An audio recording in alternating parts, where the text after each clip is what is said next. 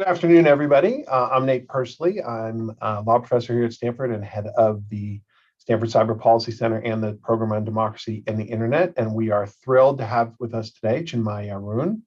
Chinmay Arun is a resident fellow of the Information Society Project at Yale Law School and an affiliate of the Berkman Klein Center of Internet and Society at Harvard. She has served on the faculties of two of the most highly regarded law schools in India for over a decade. And was the founding director of the Center for Communication Governance at the National Law University of Delhi. She's been a human rights officer with the United Nations and is a member of the UN Global Pulse Advisory Group on the governance of data and AI and of UNESCO's India's Media Freedom Advisory Group. She also serves on the Global Network Initiative Board and is an expert affiliated with the Columbia Global Freedom of Expression Project. It's just the beginning of her bio. And so there's many more accolades to throw her way. We're thrilled that she is talking today about Facebook Spaces.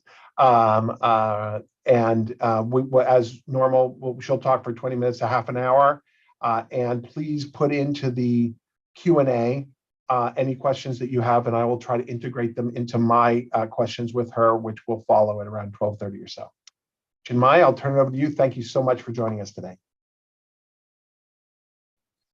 Thank you, Nate. It's really such a privilege to be here. I'm so grateful to all of you for hosting me and to your generosity just now, but also generally, Nate.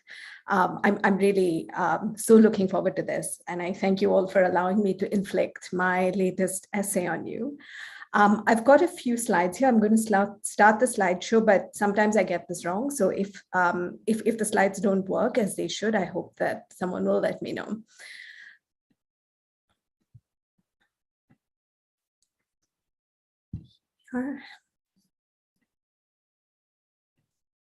Okay. So as I said before, we don't see your slides yet if you are trying to project them. Oh, I am.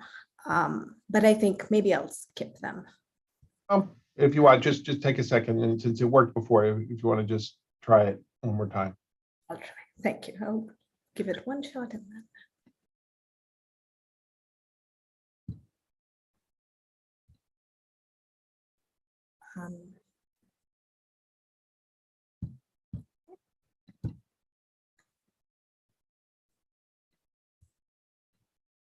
Are we good? We're seeing your Microsoft PowerPoint guide there. So it says RSM Transnational Workshop to Share is what we see right now. Yeah, I'm sorry. This is just okay. It's okay. We'll manage without the slides. There was Hannah Kim's beautiful illustration of Facebook Spaces, which the Berkman Klein Center commissioned for me. But maybe what I'll do is I'll post a photo on Twitter for anyone that's curious later. And I'm very sorry that you have to make do with my face, which I assure you is not a patch on what Hannah Kim had put together. But okay, so I'll talk you through this instead. I want to begin with my thank yous because there are many of them. And so apart from my gratitude for this space and for everything that I have learned from this center and from you, Nate, I also owe a great debt of gratitude to several other scholars, among whom prominently are Jack Balkin, my doctoral supervisor, and my friend and colleague Kate Klonick from the Yale Information Society Project. Because my work basically builds on their work in many ways, and my essay would not be possible without the many things that they have written. But they've also been a great support to me, both in different ways, through the writing and publishing of this essay, which has been my first law review publication in the United States. And so I want to begin with thanking them. And I also want to thank Facebook because this piece might as easily have been called Twitter's Faces or YouTube's Faces. It's not alliterative, and so Facebook Spaces it is. And I'm sorry about Meta. I just decided to ignore that because I still like Facebook Spaces. But I think that it was also so much easier to work with Facebook and its policies because of the generosity of many Facebook employees who were gracious enough to have conversations about their policies, their thinking, their struggles, and to discuss my thinking and arguments with me, whether they agreed with them or not, over a number of years. And I think that makes it possible for us to think with Facebook about content governance. And it is likely why this is a company that has innovated so much in the content governance space. A few years before I even thought about writing this essay, I had a conversation with someone from Facebook about public engagement and told them that having conversations with critics about policies is going to be uncomfortable, because people will not always like what the company is doing, and there will be public criticism.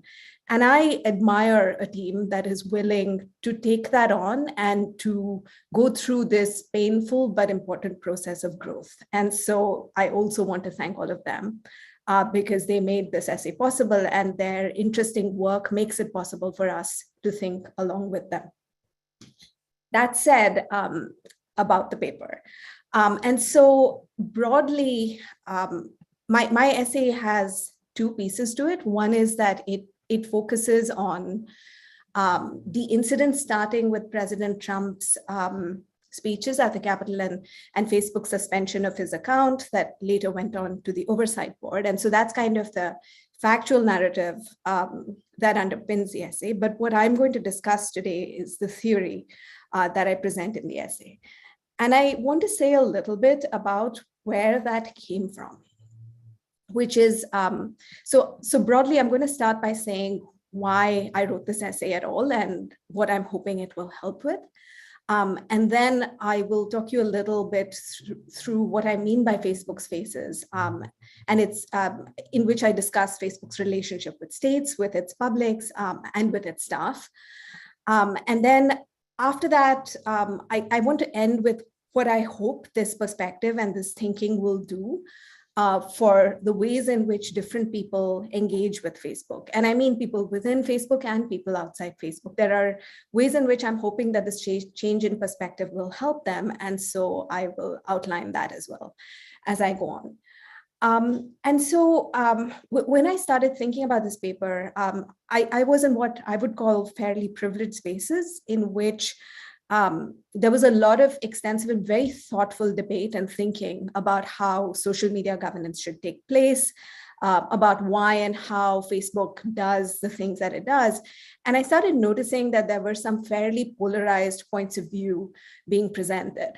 There were people that were sort of starry-eyed about Facebook, that felt that it is responsive, that people are trying their best, and these people had the experience also of reaching out to staff, finding them responsive, and finding them willing to engage and change, and that there was a lot of, so in their experience, there was also a lot of goodwill and concern for people that were being affected by the company.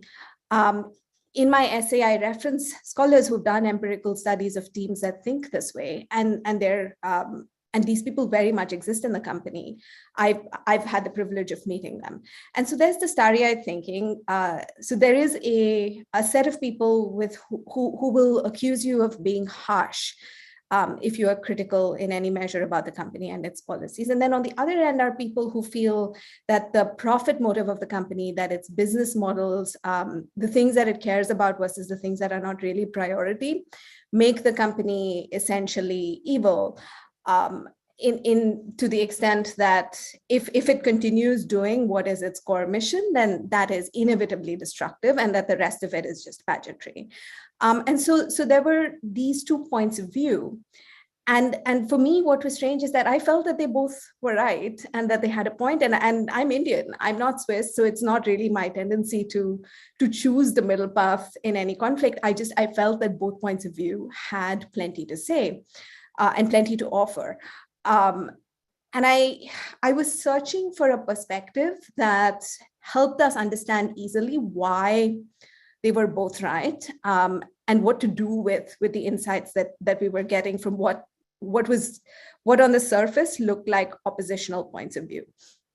The other thing, the other reason that I chose to write the paper the way I did is that I am Indian. Even though I've spent the last 3 years in the United States. And it means that I've moved across geographies and I have engaged with Facebook from Delhi. I've had friends that have engaged with Facebook from places like Nairobi, Karachi, Myanmar. And I have also had the privilege of engaging with the company from very privileged universities in the United States. And I think that when you move communities and when you change who you are speaking to, the way you see the company can change. And I wanted to introduce that nuanced point of view because I think that it is, while it's easy to understand, there can be a tendency for people to write about the company from the point of view of their own social group. And that can mean that quite a lot is missed. So I felt like it would be helpful for mainstream scholarship to get an idea of how people experience the company when they're not in the United States, when they don't have access to marvelous Stanford or Harvard or Yale. And that's the other thing that this essay is trying to surface. But I also, again, my own experience of the system has been that there are pathways in which groups that appear to not have influence can find influence. And I also wanted to use this space to surface those pathways instead of saying, well, the company just doesn't care about certain people. I think that it's more helpful to ask why and what the obstacles are, and to offer both the company and the people who are marginalized ways to access the company and to make themselves heard and to influence the company more than they're otherwise able to do. So that was really the goal of this essay. So to start, Facebook's Faces basically suggests that the company is complicated externally and complicated internally. And by externally, I mean the company's engagement with states, which take place in a particular way, because of course states are sovereign and can prevent the company from doing business in their geographies, can tax them, can arrest their employees, and they have a number of powers that make them special in particular ways. And then I've lumped everybody else into Facebook's publics, which is everyone from the New York Times to NGOs in Myanmar and in the United States. And I think that that's helpful to do so that we can break it apart and say that when Facebook deals with its people or its communities or its consumers, they're not an undifferentiated mass. And so I'll be dealing with both of those when I discuss Facebook's external presentation as a company. It's Facebook's external faces. And then I think that it's also helpful to, at the same time, remember that it's not only that the company's engagement with the outside is complicated and sort of differs, it's also that the company is complicated internally. And so I don't know if you've run into this. I've noticed that depending on which team people engage with or which team they're tracking or watching, people can come back with very different ideas of what Facebook is. And the thing is that what it is an internally very complicated company. And so if you talk to the human rights team, then of course they're amazing and well-meaning and genuinely care about protecting human rights and are putting all their efforts into doing everything they can to make sure that the company doesn't adversely impact human rights and tries to help wherever possible. If you talk to the business development teams, I imagine that their priorities are different and are a little more related to marketing and profit. And at the same time, if you talk to the government relations team, again, I think that their priorities and goals are different. And so that means that all of these people are within a company making decisions together, but the goals of these different teams by design is different, which is, I think, gradually getting visible to us, but it's also that their internal power within the company can be different. And so one might be acquainted with a very well-meaning team that is doing its best to make a particular change, but it's possible that they can't prevail over a different team that has a different goal and was able to make a more powerful case internally. And that's really, I think, something that is somewhat opaque right now that might be helpful for us to understand, to understand how Facebook makes reaches decisions, and how when the decisions are tilting the wrong way, how is it that how does one get the company to sort of get back in line with priorities that are not too harmful to human populations. And one may argue that the oversight board is one small attempt or one step in the direction of trying to find that mediation. But I think what's key is to remember that the company is not a monolith. And that creates behaviors that that creates perceptions internally, but also dynamics internally that are complicated and that rise to the surface sometimes when a whistleblower like Frances Haugen does not feel that that the company's able to resolve conflict in the way that she would prefer. And so then we get to see the tensions within the company. So that was also important. I'm going to add a little note to that to say that the other question to think about when we're thinking of how Facebook is internally complicated is also where the teams are hired from, how much power they have, and who that leads to empathy, what kinds of empathies that means are sort of present in the company. So before Facebook ended up suspending former President Donald Trump's account, for example, Facebook employees had a walkout protesting the way in which the company had handled the former president's account in the past, because he'd said certain things on the platform that the employees were very uncomfortable with. And that's not a big surprise considering how large and powerful the teams in the United States are and how engaged they are with what's happening here, which means that they immediately understand the implications of some of the things that he says and sort of feel it almost viscerally. Now, other heads of state have, and other political leaders who have influence have also said things on the platform that are dangerous. But we've not seen any evidence of public protests and walkouts from Facebook employees at quite the scale. And I think that leads to the question of what happens if the employees who have a certain kind of powerful voice within the company empathize more with certain populations as opposed to other populations. And so I think that's also worth taking into account when we're thinking of the company as a complicated system. But that's basically what I'm trying to do here. And so just diving a little deeper into this, I feel like I've covered quite a lot of it in my introduction, for which I apologize, but Facebook and states, for example. So one could ask a simple question like, does Facebook care about X country? Or why isn't Facebook pushing back when the government of a particular country wants it to censor certain content? Now, the broad policy of most global social media companies is that they have to follow the local laws wherever they operate.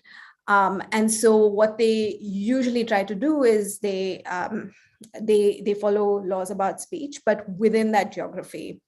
So for example, if the government of Nepal has a particular kind of speech that they by law prohibit in Nepal, then that kind of content would be geo-blocked within Nepal, but not globally on Facebook's platform because it's complying with the law within the country.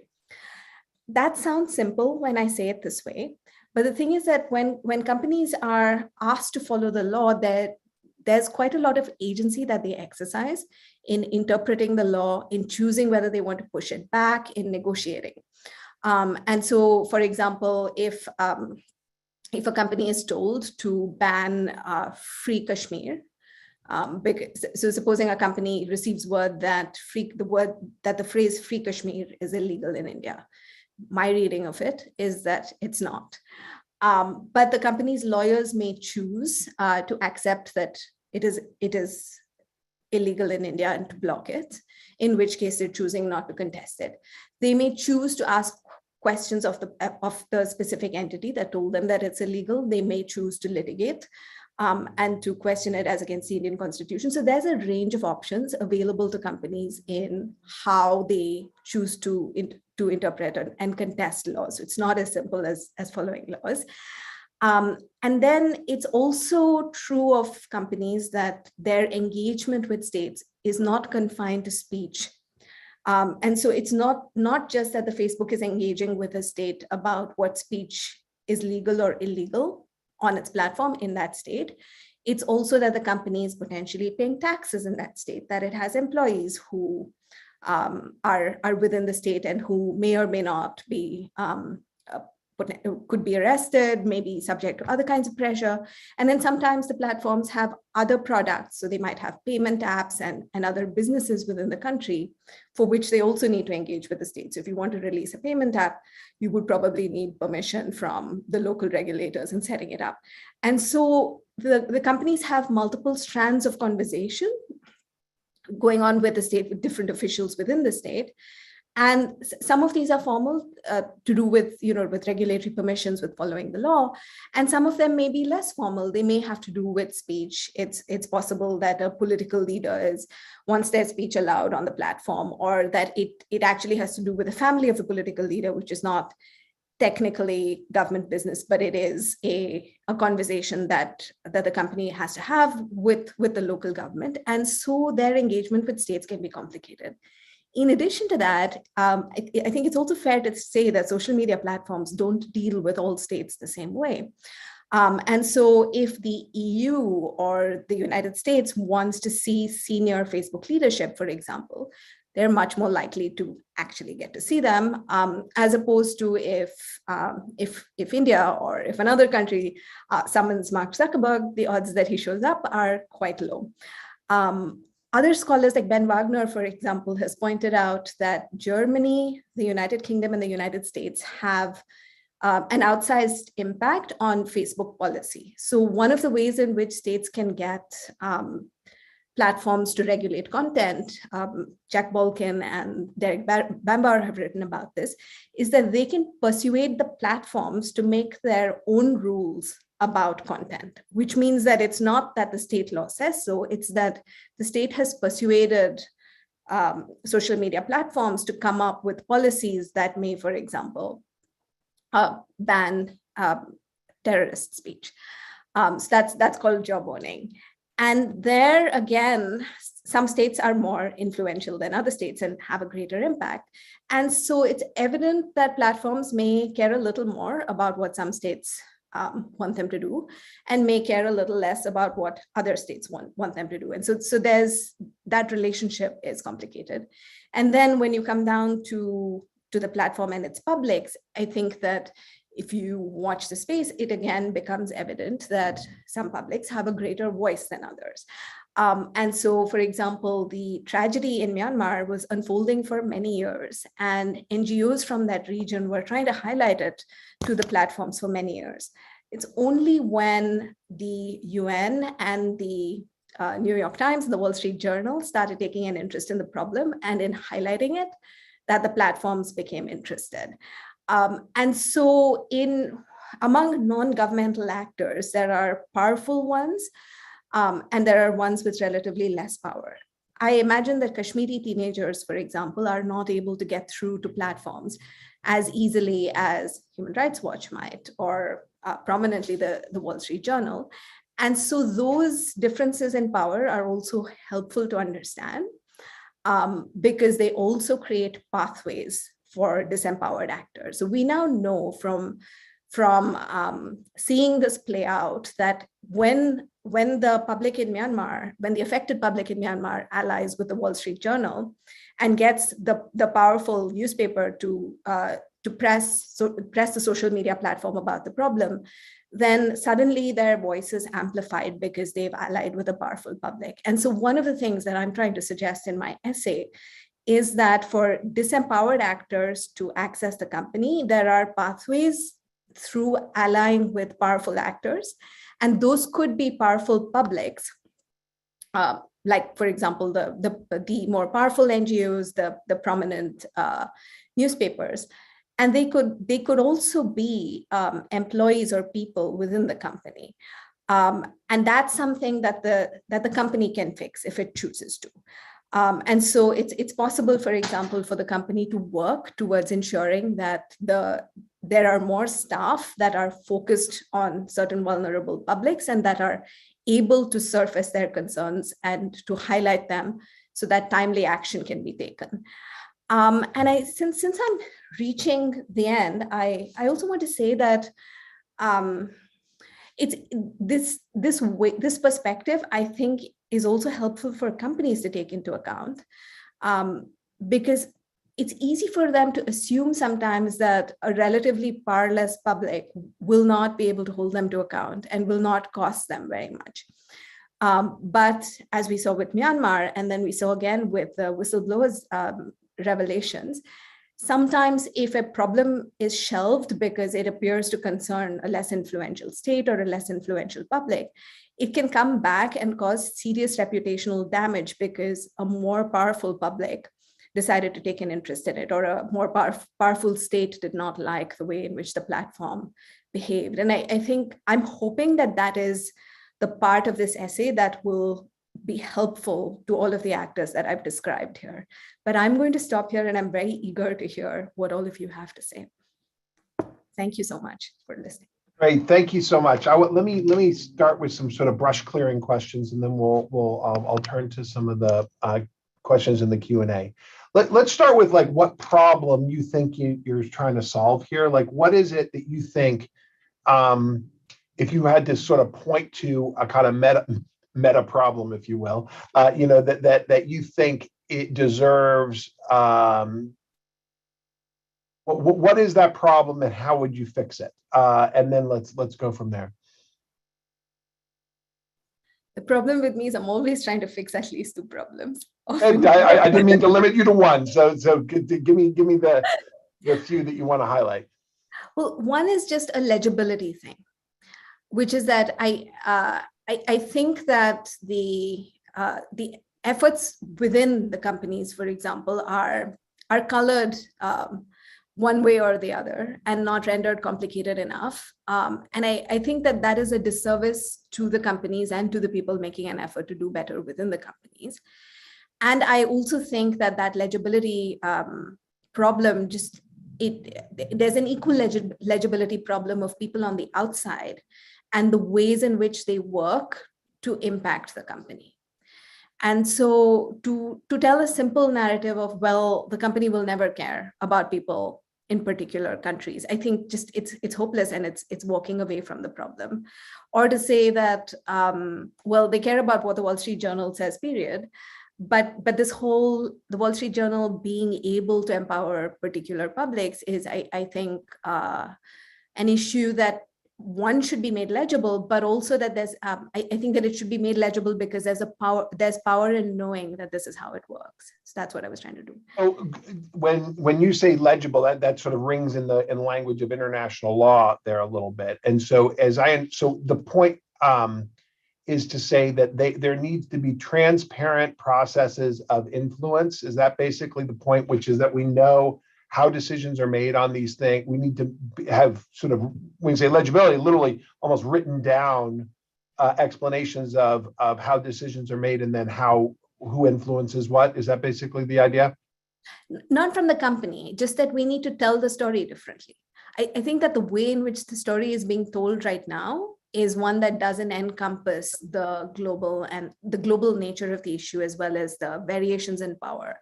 And so I'm finding that most papers that I read are great, but are not acknowledging that this may work differently. We're talking about a different state or a different public. And I wanted to sort of say that we have to talk about the company in terms of its complexity of global engagement. So just to kind of put a pin on that. So for example, since you talk a lot about the Trump takedown, is the point, look, they focus a lot on the Trump takedown, but there are plenty of other leaders around the world who are saying insightful, with INCITE, insightful things, or inciting things, and they're not taking those leaders down, and that's because they're not in the United States. Is that sort of the kind of family of arguments you're making? It's a part of it, yes. Yeah. And how much do you think, how different is Facebook than other multinational corporations, do you think, in the way, in how it gets influenced? Is it special because it's a social media company? Is it special because it's Facebook? Is it special because it's just gigantic? What do you think? Because the part of the question is how much might we compare Facebook in this regard to, say, British Petroleum or Monsanto or whoever else, right? So there are rapacious large corporations that are doing all kinds of bad stuff around the world, and only certain powerful publics influence them. Is Facebook different in a particular way, or is it just a different sort of species of this? That's actually exactly my point, is that it is the same. And some of the theory that I've discussed in this paper about the internal complexity and what gets a company to make decisions a particular way it's from corporate governance theory, because this is how companies work. I don't want to suggest that Facebook is uniformly rapacious, but that it's the fact that it deals with social media and with publics means that its engagement is a little different from the oil companies, for example. But I wouldn't say that it's wildly different from YouTube or Twitter, except that it's a different platform and it just has many more users and is more influential for those reasons. I want to focus on this question of how different is Facebook from another corporation, not like YouTube, or figure out whether this is an internet phenomenon you're describing, right? And the sort of low barriers to entry into other countries, right? For an oil company to go into a country, that means something. Or is this, is this something about social media? Is it something about these new technologies? Is it something about, for example, the stakes of Facebook decisions on political outcomes, right? So that you might say that obviously deplatforming a leader, determining political advertising rules, pick your issue with respect to content moderation, those do pose different kinds of governance challenges than it would be if you're just talking about extractive natural resource companies or something like that. Yeah, exactly. So I'll try, and this is the first time someone's asked me this question, so I'm going to try and articulate the answer well. It's a great question, though. The fact that it affects the public sphere, of course, makes it different and changes the stakes somewhat. But I think that there's a part of it which is the product itself. This is Dalton Gillespie, not me, which is that content moderation is the product that social media companies offer. And actually, really, thank you for this question, because I did not, in the end, discuss Facebook's rules very much in my presentation just now, but that is very much a part of what Facebook does, which is that it allows certain kinds of content, it privileges certain kinds of content. We know all of that. And then that gets complicated because when it comes to political leaders and what they want, there's a certain tension that arises, as it did when it came to Donald Trump. Which means that it has to step away from the rules or interpret them in a way that is consistent with its engagement with states, and it blurs the way in which Facebook typically engages with these kinds of content. I don't know if I'm making sense here, because that is the product, but the product has to be changed if the incitement is from say the Kenyan Prime Minister instead of me, and that was the Donald Trump question in many ways, right? Because he was saying a number of things, and when duplicate accounts said similar things, it got taken down, and it started raising questions about why a political leader is being treated differently. And that's actually what got me to think about whether these cases about political leaders are uncomfortable because they drag together Facebook's relationship with its communities in terms of its product and its rules, and its relationship with states, which is complicated and sometimes doesn't have a whole lot to do with content governance exclusively. Well, but I do think, so one of the insights of this paper, right, is that not all states are created equal, right, in that sense. Not all publics are created equal in a market sense, right? And then, then there are kind of sui generis pathways to influence at these companies, which might be true of other companies as well. But mapping that out as to, who does what, I think is extremely useful. And what ends up happening is, in political science, there was once there's still this theory of legislation, which was called the garbage can theory, right? Which is like you throw all this, all these motives and stuff go into the garbage can, and then depending on how those different influences went out, that then on the back end you'll end up getting legislation. And so when you talk about the complexity here, right, I think it would be useful to kind of have as many case studies as possible on things that actually did get done and those that didn't get done. So the story you tell about Myanmar sounds like it's Facebook knew that there were these problems, and when NGOs and the UN finally got highlighted, embarrassed them, maybe with media exposure as well, that was enough to then tip the policy so that it was changed. But then part of the question is like, what? How do you know a tipping point before it exists? What is it that in these in the next location, because they're dealing with things like this all the time, what would you do in order to bring that pressure earlier on so that maybe it would be resolved before it seems to have reached a level where the UN gets involved? They need to work on their processes, and to be fair to them, I think that they have tried after Myanmar. So that was, of course, I don't think that anything compares to the scale of what was happening in Myanmar, but at the same time, there were incidents in India in which hate speech was spreading on Facebook's platforms. And the company was like, well, we're sympathetic and we're horrified, but they weren't willing to share data or to do anything concrete to take action. Whereas after Myanmar, they have added members to their team whose job it is to keep an eye on things like this and to come up with ways in which these threats can be anticipated. I don't know how effective they are, but at least steps have been taken. There are some efforts being made to do audits and to reach out to people on the ground.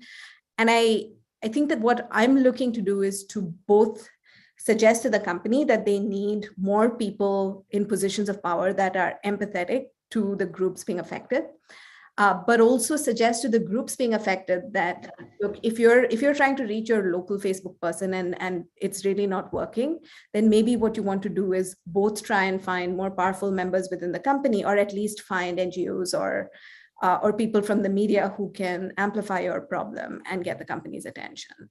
It's a short-term solution, but it's something. Well, but then this is, biased in favor of the privileged with connections, right? And this is always, I get from all over the world, I get someone saying, look, you're at Stanford, can you help me, meet this person at Facebook or something like this? And we got several questions in the chat that are in this vein, which is like asking you for recommendations here in some ways. So put yourself in the position of, we don't have to name a country, a particular country which is experiencing a user is seeing a problem on Facebook. Let's say it's leading to off-world violence. Let's say it's hate speech, or akin to something like Myanmar, but we don't have to paint that picture. All right. So what's your recommendation for them? What do they do if you're a local NGO in order to try to get Facebook to change something? Firstly, reach out ideally to their human rights team and see. And I don't know. Again, Nate, I want to respond. You're right that that information may be privileged and those pathways may not be accessible to everyone. So if they are accessible, then maybe that's one way to do it. If they're not accessible, then I would suggest looking at the traditional routes that are available, which is advocacy from international organizations, which could include UN Special Rapporteurs reaching out, or international NGOs that are reaching out and doing consultations, and try to see if it's possible to get their support to get this issue into the international media. I say this also, I want to offer a disclaimer here, which is that I'm not an advocacy person, and these are tactics that I know that several NGOs are familiar with and employ. But I do want to suggest that if they are if they come from more powerful speakers, this tactic could be effective in at least initiating a conversation if the heat is turned on high enough. At the same time, I don't want to be blind to what you're saying either, Nate, which is that there are several crises happening all around the world. So there's also a question of at what scale is the harm taking place? are the powerful actors sympathetic enough to this particular cause to put their voices behind it? So there's all of those concerns. I'm not saying that it'll be easy, but it's a realist account. And I'm suggesting that this is a pathway that may make it possible to get a response from the company. Well, the oversight board was in some ways supposed to be that, right, where to provide for user appeals. Right now, of course, it's most of what it's done is reinstating content that was taken down, but they've now opened up the possibility of taking down content that's left up. And so what are the insufficiencies of the oversight board process, do you think, for this? Or is that a promising pathway? It is a promising pathway. I think the oversight board is a powerful ally and is one of the pathways that Facebook has created in response to the multiple crises that have plagued it. The oversight board is both able to directly speak to Facebook and ask it questions, but is also has the expertise and the reputation to be able to speak with a voice that has to be heard. That said, it's only with respect to particular questions that Facebook has to be responsive to the oversight board. So I do want to underline that if Facebook does not share all of the information that the oversight board needs, then there's only so much that the oversight board can do. But in my thinking and in my essay, the oversight board is very much a powerful ally that people should use if they're able to access it. And as I understand it, the oversight board, again, is an institution that is trying actively to create pathways so that it is as accessible as possible.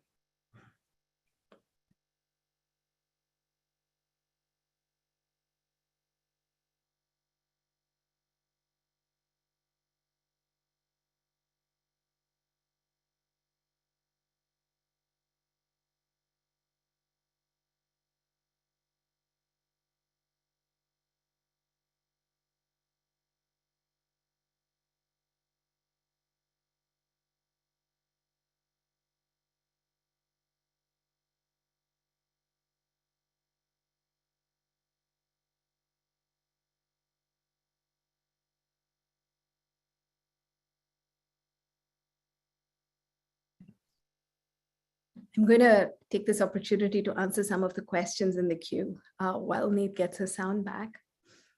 And so Ben's question, thank you very much, Ben. That's very kind. I didn't conduct an empirical study myself. I leaned on the studies conducted by other colleagues like Kate Klonick and Wolfgang Schulz and Matthias Kettermann. And so I would recommend their work if you want to read a little bit about some of the teams and how they handle content moderation, but that's good advice. And I'll think about this for a future study. Thank you. I need. I apologize for that. I am, for some reason, my computer just got completely crashed. And so now I'm actually joining on my phone. I apologize to the audience as well. And so we were talking about the different pathways to influence. And one of the questions in the chat had asked about whether, this was sort of a cynical question, which is, to what extent can we say that ultimately it's the teams that are in charge of profit that have a veto on content-based decisions, right? That's something that in the Frances Haugen revelations, I think has been alleged, right? But putting people over, or profit over people, or something like that. How does that comport with a little bit of what you're writing about here? The internal complexity, exactly. And so Frances Haugen's revelations came sort of when I was 2 drafts in, and I was like, exactly. Because so the thing is that I was in a position to speculate and to guess that the people that I can see are doing their best are unable to prevail because there are other people that are able to countermand them. And so that was evident from the outside, but I didn't know the specifics, of course, because that information is only available inside. And so exactly, Frances Haugen, among other things, showed us why the people who are trying are thwarted. And I think that what she did is, again, a part of this, this engagement between the inside and the outside, because it also means that because of the internal complications, someone like Frances Haugen is unhappy to a degree where she feels that like the internal processes are not going to offer her the solutions she wants. And so she allies with powerful publics, says what she has to say very publicly. And then the oversight board, I noticed, called her in for a conversation. And so now, again, two very powerful voices are joining hands and asking the company difficult questions and hopefully getting it to change. So again, very, very much a part of my Realist account. And I hope that this experience of having been asked difficult questions through her revelations means that the company is pushed to make changes that it would not otherwise have made. That's my optimism. Well, I will tell you, so my own experience having dealt, on the issue of data access with Social Science One, which is that, look, the teams that we worked with inside the company were always the ones who were on our side, because these are folks, many of them are former university professors, many of them are, data scientists who really want to publish. And so they were all quite eager to work with us. But ultimately, when it came to getting data out of Facebook, a lot of this would die in the shoals of the either whether it's legal or communications or something like that, those people or the privacy teams in particular. And so it's a good example of the kind of organizational complexity that you're talking about, but it's outside the context of content moderation, right? This was about data access. So, and I do want to get a sense, though, of how much you think that the content moderation decisions, what are the boundaries that are being placed on some of these content moderation decisions, which are the things that most interest us from the democracy standpoint, are being influenced by, say, the teams that are in charge of the money, right?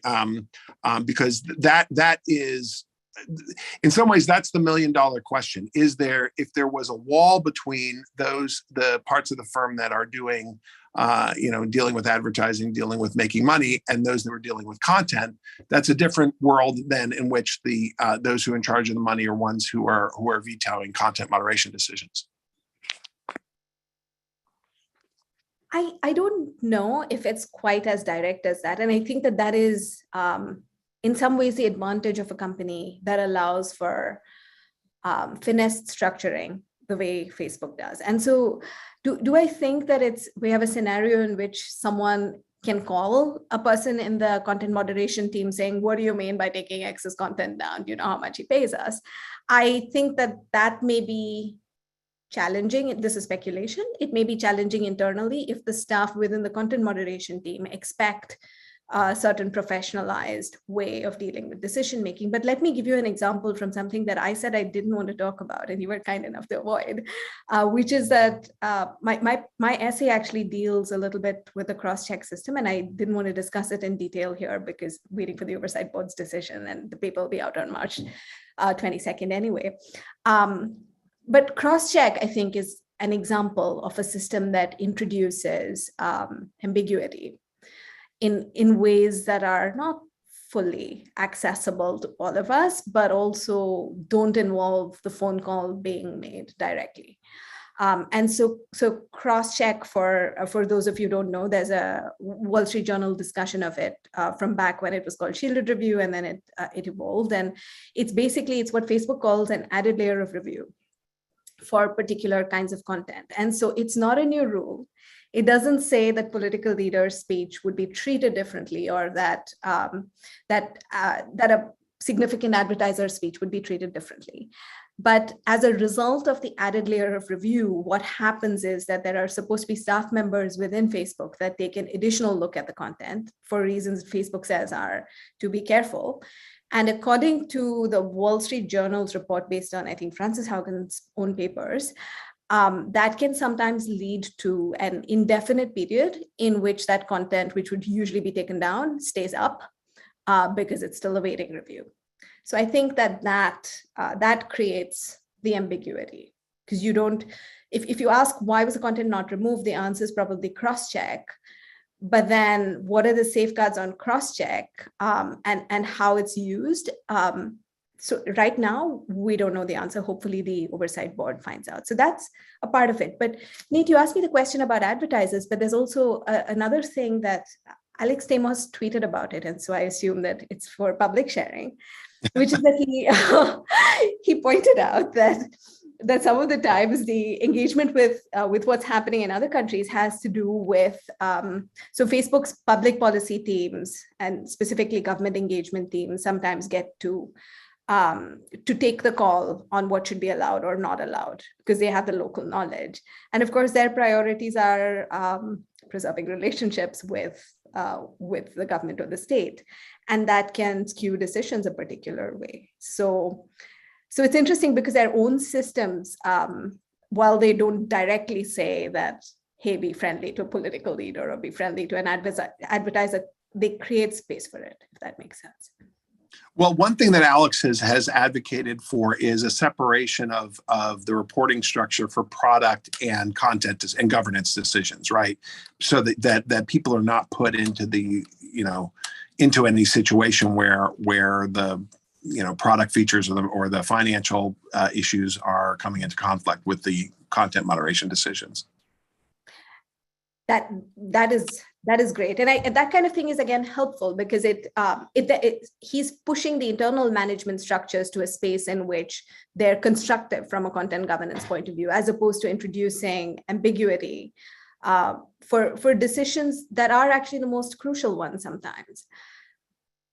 Well, I think, but to some extent, I don't want to say I was laying a trap, but I was sort of throwing out there this issue of, people over profit or profit over people, because I think when that caricature is put out, it misunderstands some of the complexity that you're describing in particular context. So when I talk to the content moderation people, whether at all three of the big platforms, right, they will say, in all honesty, right, that financial decisions had no impact on any of their content moderation decisions, right? So that's what that is what they'll say. To some extent, though, it's much more complicated than that. So, for example, a decision whether to censor Donald Trump, right? Whether to take down, this is before the takedown, but whether they were going to go after, in what ways they would go after it. Now, we can say that's more of a kind of free speech, typical content moderation question, but it also is, well, they have to make a decision if they're going to go after the sitting president of the United States and what the downstream economic consequences would be, regulation and the like. So is that an economic decision? Is that a content moderation decision? Obviously, we can think of the many other leaders of large countries around the world where the same decisions come in. And so there is this, we can call it non-transparency, but when you talk about the effect of on the cross-check system with large, accounts, personalities, political leaders and the like, does that make sense that basically they're not going to treat all political leaders equally, but they're going to have different rules for some accounts than others? Well, that thing is that they're not willing to come out and say that, are they? And which is why I kind of like deeply appreciate digging into this question, because they've never, it would be one thing if they were willing to come out and say that, okay, this is non-negotiable, this is what we do. But they have always maintained that apart from newsworthiness, they treat political leaders like everyone else. And then there's so then we're left to speculate about why, and that skews the conversation in ways that I think are not helpful.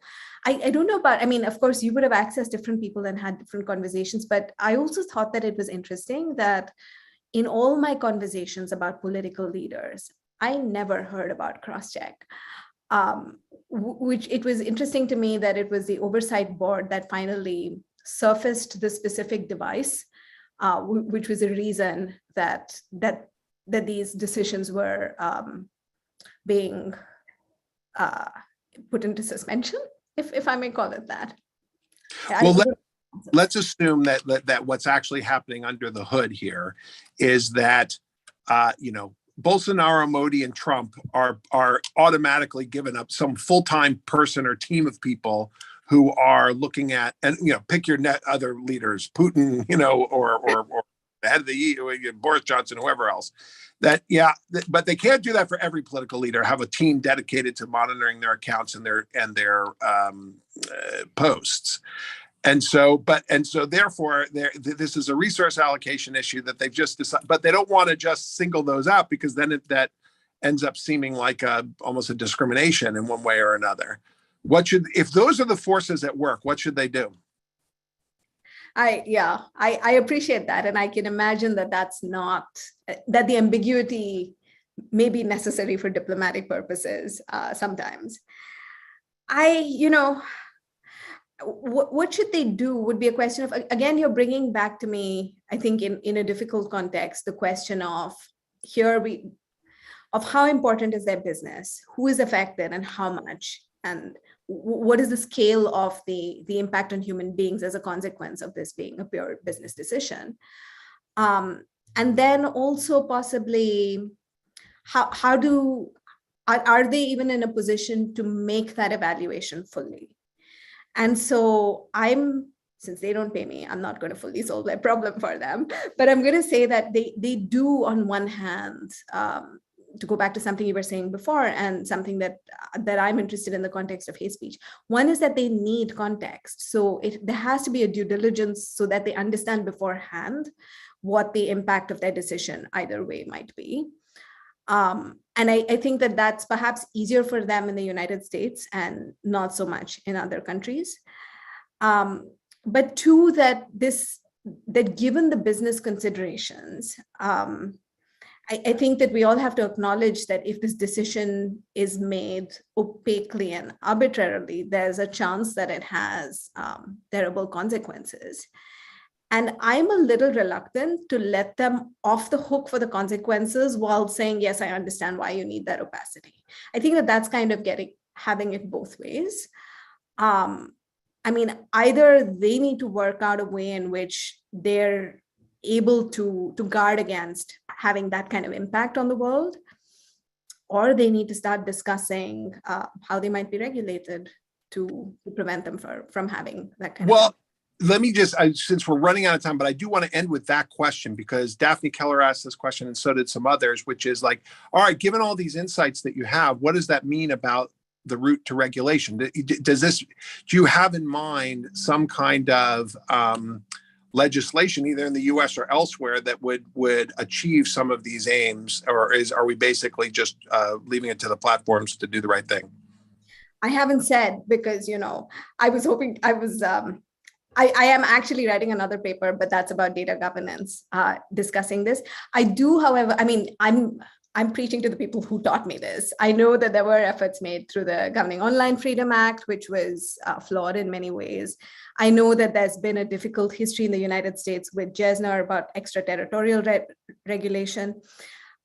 So it is a difficult question, but I think that especially when we're talking about genocide, it's difficult to ignore the consequences of a company like this facilitating it. And if I'll leave it at this much, that if they don't find ways to address it, it may reach a point where they will need to be regulated to have it addressed for them. But I feel like even that is optimism. All right. Well, let's end on an optimistic note then. And let's put up the slide for next week. And I apologize again to both Chinmay and anybody for my technical difficulties. I'll just assume that I've been elevated to getting a cyber attack on my Stanford computer here, and I should take it as a badge of honor. But next week we've got Rick Hasson from UC Irvine. He has a new book called Cheap Speech, which is really looking at the impact of the internet on election controversies, election law, and the like. And so we'll talk about that. And then followed by the following week, Amnon Nair and Valerie Sheen. And then we'll have a whole new group starting in April, which is our spring quarter here at Stanford. Thank you, everybody, for joining us. Thank you so much, Chinmay, for presenting such an interesting paper. And hope to get you out here to Stanford in the post-COVID times very soon. Thank you, everybody, for joining us. Thank you so much for having me, and I look forward to visiting. Thank you, everyone.